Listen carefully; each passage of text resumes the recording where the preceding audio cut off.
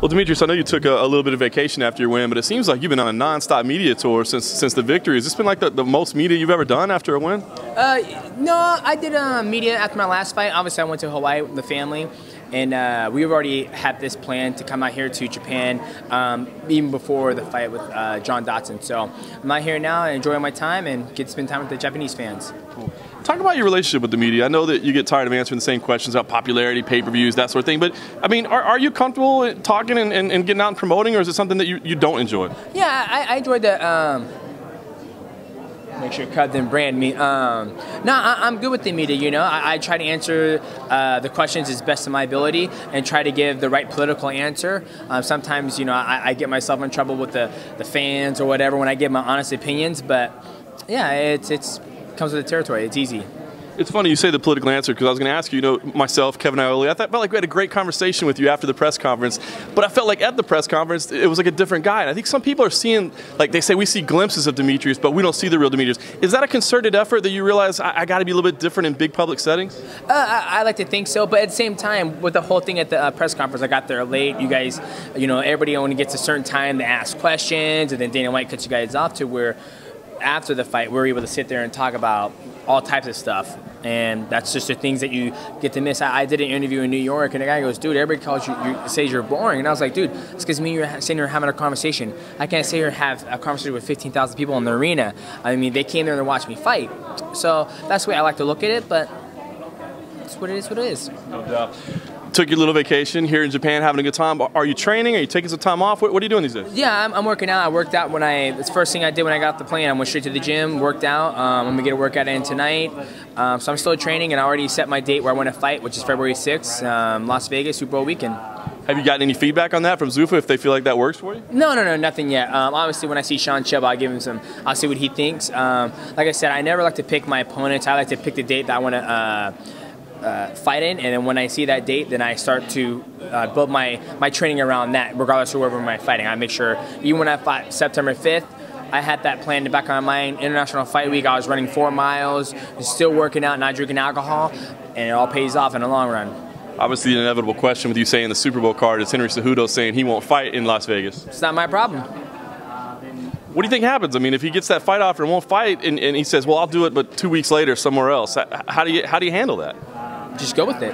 You know, at the same time, like I said, that's the date I am foreseeing. That's the day I want to fight, and that's where I leave it at. You know, I'll tell Sean Shelby. And at the end of the day, you know, you can say everything you want, but when the UFC gives you a fight, you know, you take it. I've never turned on a fight from the UFC. You know, when I want to fight in Australia, no, but I flew over to Australia just to do media and then flew back home, then flew back again 4 weeks later. So you do what you're told. I mean, if he doesn't want to fight in Las Vegas, I'm sure we can find a different person who absolutely take that fight. I mean, everybody's expendable in this sport, and they'll find somebody else who wants to fight for a title. If he doesn't want it, that's totally fine with me.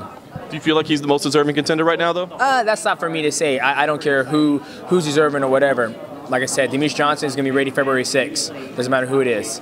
A lot of people keep asking that question, moving up to 135, but I know you want to break that record. Is that what you want? Do you want to break the record first and then maybe consider it? Yeah, absolutely. My sight's set on breaking that record first. You know, obviously people want me to go off and do the super fight against whoever the champion is. I know TJ Dillashaw, and that's the thing. TJ Dillashaw has a lot of great contenders coming up. You know, you got Thomas Almeida, he's undefeated. Dominic Cruz, they're about to fight.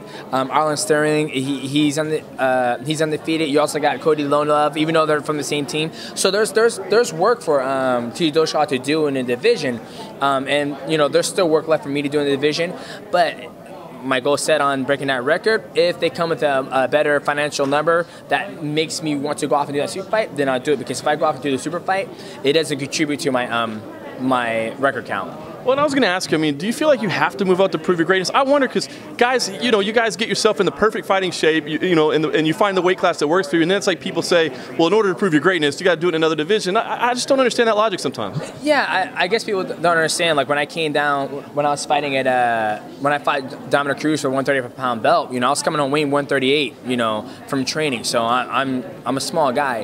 You know, 125, it's not hard for you. I mean, it is hard for me to make the weight, but I don't need IV. I hydrate very well. I have endless cardio, so it's my natural weight class. With that being said, a lot of people say, oh, you need to go up to do this and prove this, but at the end of the day, I don't need to prove anything to anybody. All I need to do is, you know, keep doing what I'm doing, make sure my coaches are happy, make sure I take care of my wife and kids, and I know where I sit, you know, in my mind, how good I am, and I don't need my ego to be filled or anything. I don't have ego. So if the numbers aren't right, you could see yourself just fighting at 125 and hold it, hopefully, the rest of your career. Yeah, absolutely. You know, how badass would that be if a guy who's the first and ever UFC flyweight champion, and then, you know, I'm 35 years old and I still have the belt, and I was like, yeah, you know what, babe, I'm done. I ain't going to the gym today. I'm just going to maybe a couple of alcohol or something. You know, I think that's pretty awesome, you know.